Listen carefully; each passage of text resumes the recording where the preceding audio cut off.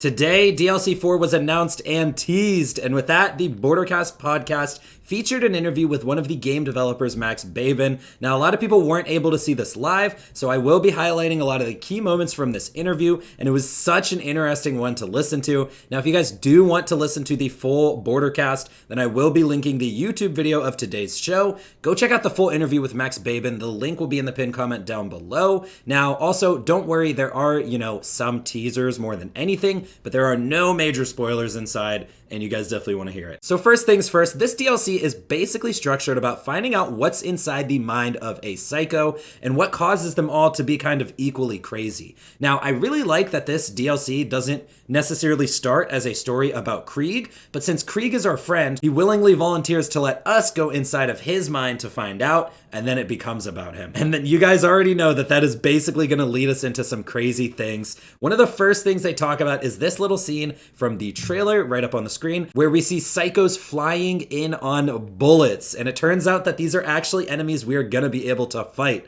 Being inside the imagination of a psycho is really going to create some crazy things that aren't able to normally happen inside of Pandora. I believe in that trailer, I saw something that was very intriguing to me. There are psychos riding on rockets a la Doctor Strangelove. There's really not a question here. I just kind of wanted to say it because it's amazing and it's happening. I love the Doctor Strangelove reference, but it's actually coming from, I don't know if you remember, but one of the first trailer for Borderlands 3 was with the song So Happy Together. Yeah. And there was psychos, and there was actually bullet riding psychos in there. And as soon as I saw this trailer, I remember back when I first saw it, this is the quintessential vision that I had in my mind when I imagine what's happening inside a psycho's mind. So to me, it was a no-brainer that we had to have this thing, a psychos that rides on a bullet and chases you and scream, and just a crazy element that adds. And it's a simple thing because it's a character that just rushes you and scream, but it adds so much to the combat because you don't know when they're coming. They can spawn because it's all in Krieg's mind, so they can spawn from anywhere. They just appear and rushes you on their bullet, and you have to manage the enemies on the ground, and you have to manage the flying psychos. Now, the next thing I wanted to highlight is Hyperion loader bots coming back, at least in some capacity in the DLC. Like I mentioned before, since we are inside the mind of Krieg, anything is possible. One of Krieg's memories will involve Hyperion, naturally, since he did help overthrow Jack and Hyperion, and we're going to get to fight them again, at least in one memory sequence, I'm pretty sure.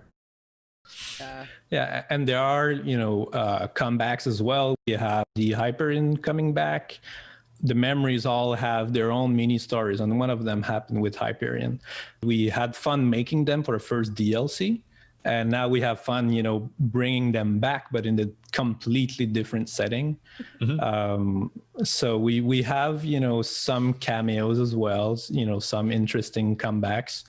We're no longer restricted by where those characters can live. They can be anywhere. So we can mix and match, Skags and Spider-Ants together and stuff like that. So we have interesting combos in there.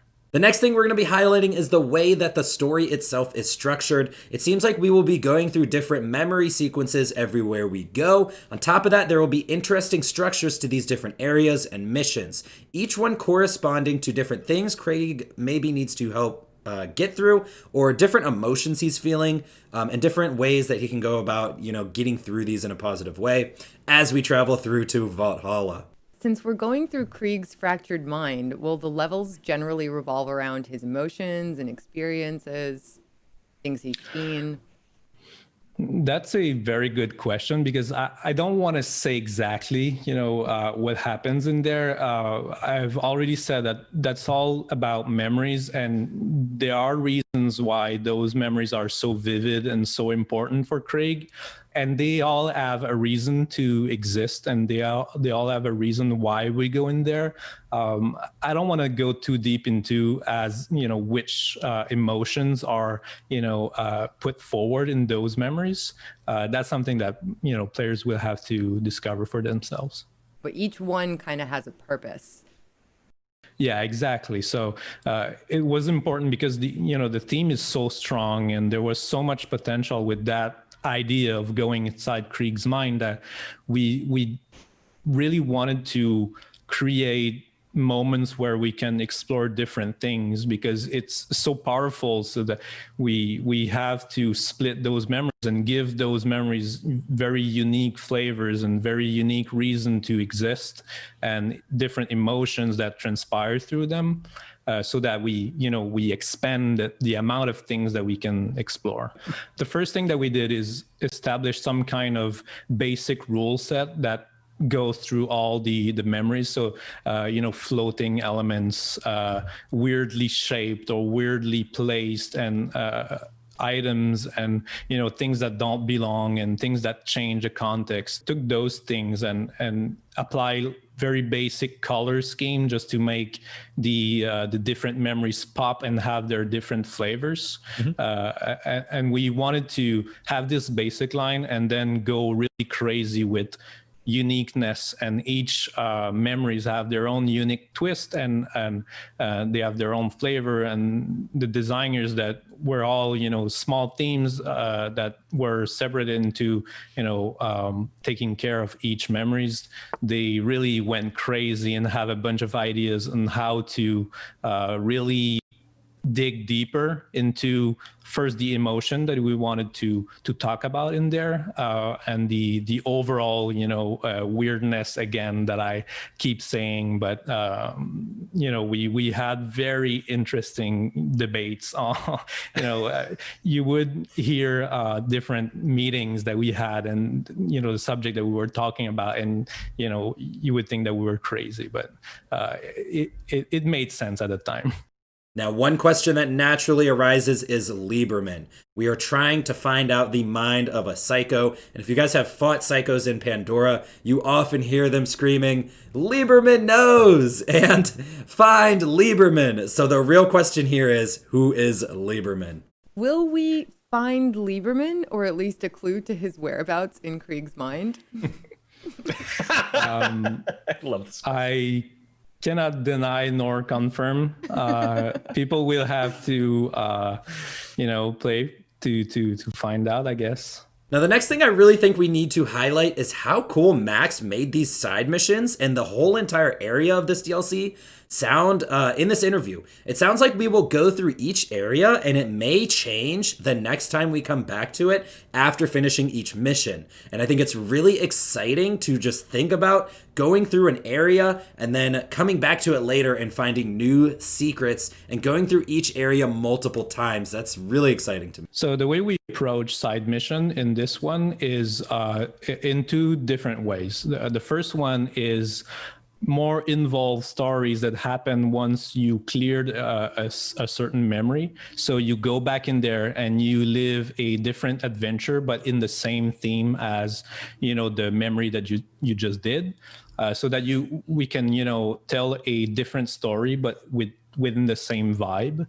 And those are smaller stories that we get to really go crazy. And we have those smaller memory fragments that are scattered all across our levels, which are basically the idea that anytime Krieg could have a random thought or a very, very small memory, that something that happened to him that is stuck in his mind and he cannot get rid of it. And once you go there and you help him out, or you just play the whatever happened at that moment,